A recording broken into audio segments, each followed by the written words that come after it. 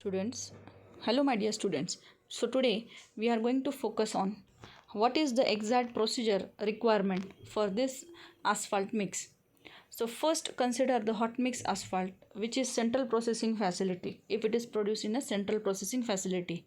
So this recycled hot mix is normally produced at a central recycled asphalt processing facility, which usually contains crushers, screening units, conveyor, and stackers designed to produce a stockpile of finished granular RAP processed to the desired gradation.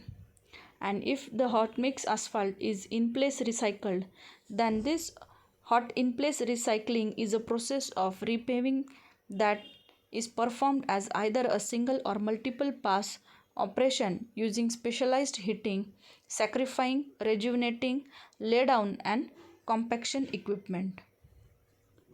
Now for cold mix asphalt, if it is central processing facility, the RAP processing requirement for cold mix recycling are similar to those for recycling hot mix, except that the graded RAP product is incorporated into cold mix asphalt paving mixtures as an aggregate substitute. If cold mix asphalt is in place recycled, the cold in place recycling process involves specialized plants or processing trains whereby the existing pavement surface is milled to a depth of up to 150 mm, processed mixed with asphalt emulsion for the granular base aggregate. To produce a granular base or sub-base aggregate, RAP must be crushed, screened, and blended with the conventional granular aggregate or sometimes reclaimed concrete material. Now, what is stabilized base aggregate? To produce a stabilized base or sub-base aggregate, RAP must also be crushed and screened, then blended with one or more stabilization reagents so that the blended material when compacted will gain strength. Embankment or fill. Stockpiles RAP material, whatever the material may be used as a granular fill or base for embankment or backfill construction, must also satisfy the requirement of screening and gradation. So this is a reclaimed asphalt. Okay, so this is a reclaimed asphalt. This is processed and different types of asphalt is prepared. So material, physical properties of material. The property of RAP are largely dependent on the properties of the constituent material and the type of asphalt concrete mix, either wearing surface or the binding course. Both milling and crushing can cause some aggregate degradation. The gradation of the milled RAP is generally finer and more dense than that of virgin aggregate. Crushing does not cause as much degradation as milling. Subsequently, the gradation of the crushed RAP is generally not as fine as milled RAP, but finer than virgin aggregate crushed with the same type of equipment.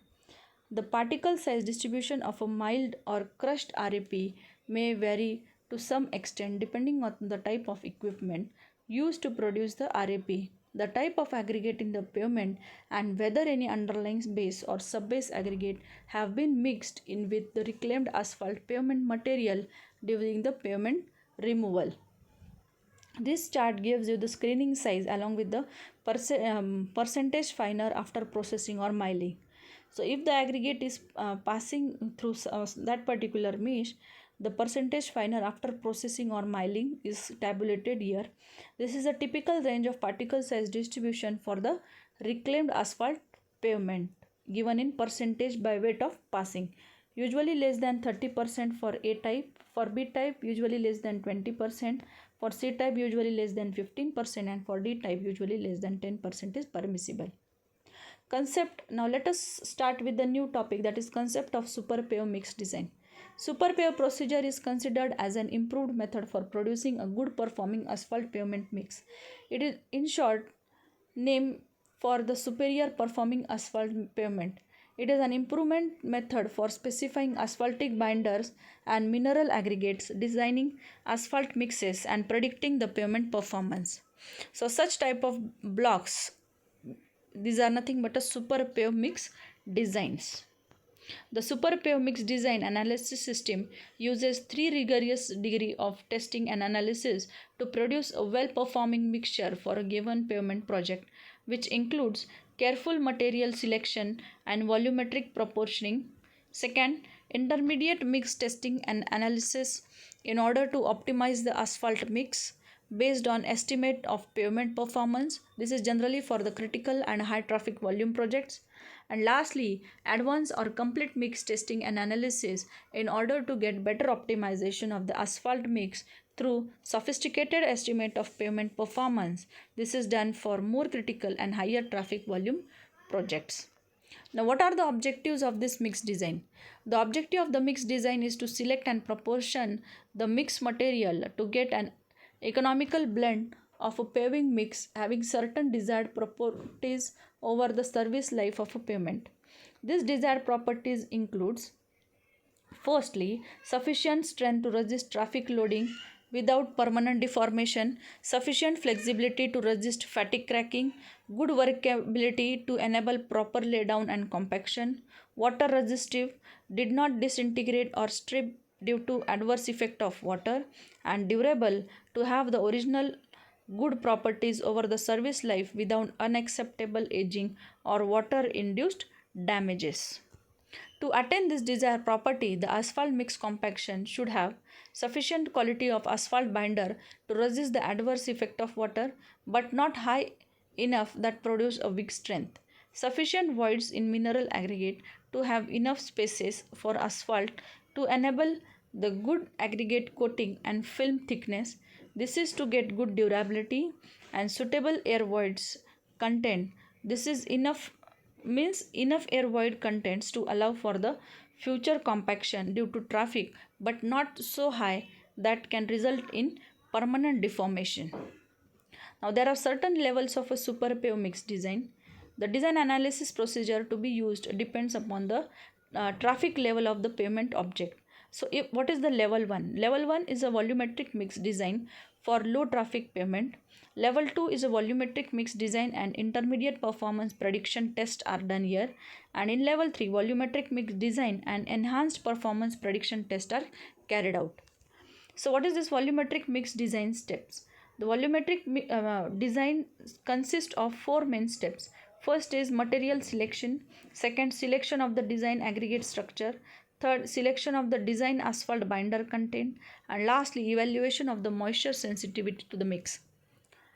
Now let us learn the most important topic, that is non-destructive evaluation of the pavement, that is also called as a falling weight deflectometer. The falling weight deflectometer is a non-destructive pavement loading device capable of exerting a load impulse similar in magnitude and direction to moving truck and aircraft wheel loads. The falling weight deflectometer unit can produce load from 1500 to 25,000 pounds force. The load is applied to a loading plate by dropping a weight. Signals from the load cell and deflecting sensor are fed into the system processor, which selects peak values and transfers this information to the onboard computer. A computerized system in the tow vehicle monitors and controls the testing cycle. The typical test sequence is approximately 1 minute long, so testing proceeds very rapidly down a straight highway, on a highway or airfields. The deflection data as per the pavement stationing and operate comments are stored on a floppy disk for analysis after uploading to a personal computer. So this is a fully automatic type of a falling weight deflectometer vehicles. Okay, so this is the on-site instrument shown in the figure. For what it is used, what are the applications? In rigid pavements, to locate area of a poor support beneath the joint concrete pavement, to determine the load transfer across transverse and longitudinal joints, and to estimate subgrades and pavement layer elastic modulus values. And in case of flexible pavements, to determine the structural adequacy of a pavement and identify the cause of failure, to determine the uniformity of the support along a project and identify the weak areas, to estimate the subgrade and pavement layer elastic moduli values, determining the overlay, determining the overlay thickness requirement, and to develop the cost effective maintenance and rehabilitation alternative. So these are some of the references which I have used for this unit number 6. Okay, so you can also refer these references. So with this we have completed our unit number 6. I hope so I have been little bit fast, but anyhow, you are always welcome. You can ask your doubts and get those cleared. So we shall stop here. Thank you very much.